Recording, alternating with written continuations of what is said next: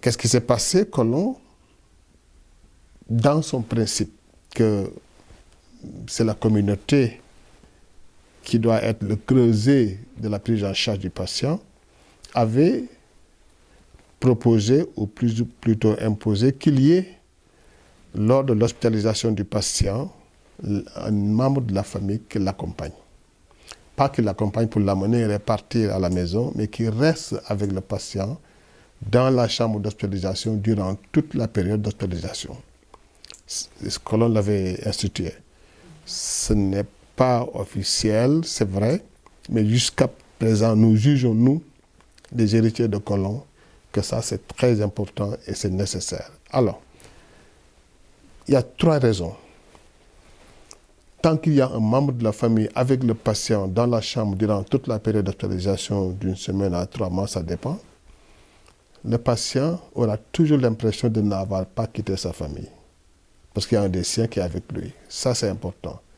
Donc, la réadaptation après l'hospitalisation, la réinsertion du patient dans la famille après l'hospitalisation ne se poseront pas. Pourquoi? Parce qu'il n'a en réalité pas été séparé de sa famille.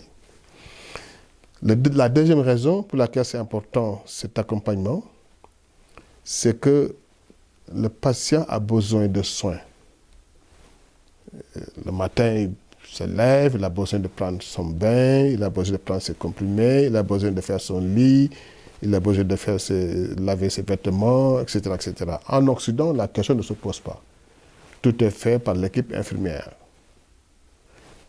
Il y a donc un déficit de personnel, de ressources humaines dans les hôpitaux africains, en particulier à l'époque. Il y avait peu d'infirmières qualifiées. Donc, que l'on disait que ça permet aux membres de la famille de s'occuper de son patient. Donc, ils étaient même ces accompagnateurs, parfois les relais des infirmiers. C'est eux-mêmes qui administrent les médicaments, sauf les injections, bien sûr, parce qu'ils ne savent pas injecter.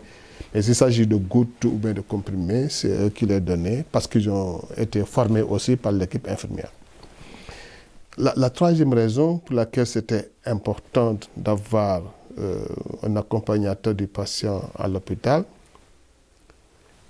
si l'accompagnateur reste avec le patient X jours, X mois à l'hôpital, il aura appris énormément de choses.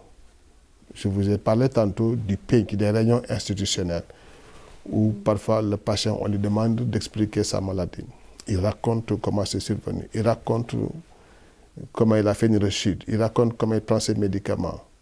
Cet accompagnateur qui siège à ces réunions, qui écoute pendant les visites, pendant des heures, des jours, des semaines, des mois, en fin de compte, devient quelqu'un qui est initié au moins sur la notion de maladie mentale, dans ses étiologies, dans sa symptomatologie, dans sa thérapie.